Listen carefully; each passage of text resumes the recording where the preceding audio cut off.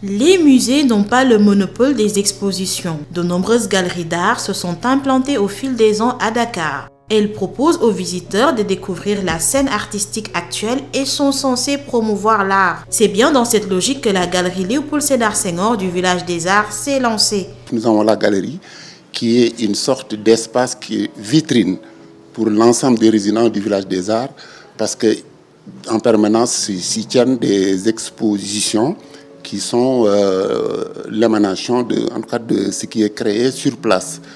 Il se trouve aussi que d'une manière ponctuelle, nous pouvons recevoir des artistes qui ne sont pas résidents, qui peuvent venir exposer, ou même des artistes qui viennent en résidence et au moment de la restitution, on leur octroie cet espace pour qu'ils présentent leurs œuvres. L'ouverture d'une galerie est aussi perçue comme un investissement rentable à plusieurs niveaux selon Loman Pawlicek, une Australienne d'origine qui au fil du temps a transformé sa maison en galerie d'art et de design. Financially, the spin-off from, the one thing leads to the other that I spoke about is beneficial. Je ne peux pas parler pour tout le monde, mais c'est rentable pour nous. Le bénéfice, c'est au-delà de l'aspect pécuniaire. Pour l'artiste, avec la promotion que nous lui offrons, pour la communauté à travers diverses activités que nous leur proposons, surtout pour les enfants et bien sûr avec le restaurant, café, le bénéfice est au rendez-vous.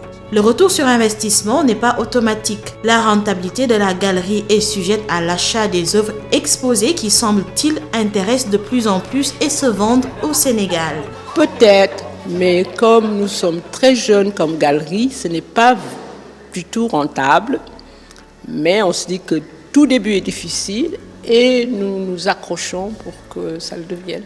Je peux dire que les tableaux se vendent à Dakar. On n'a pas toujours beaucoup vendu, mais ça se vend. Ça se vend bien. Ici, nous sommes au Sénégal, nous avons certes des clients étrangers, mais les Sénégalais achètent, il y a des collectionneurs. Il y a un nombre de collectionneurs à Dakar.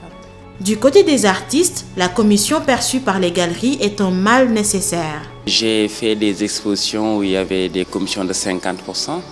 J'ai fait des expositions avec des commissions de 40%, de 30%, 35%. Donc tout dépend. Voilà, tout dépend.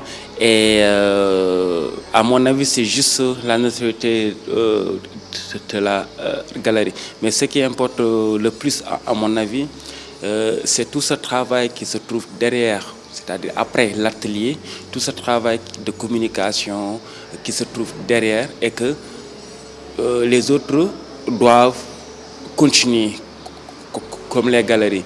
Et à mon avis, il n'y a pas de problème, j'ai jamais rencontré de problème, tout ça. Les galeries d'art sont le lien direct entre l'artiste et l'acheteur, l'œuvre et son public. Une activité sans doute qui allie art et business compte tenu du nombre croissant de ces cadres.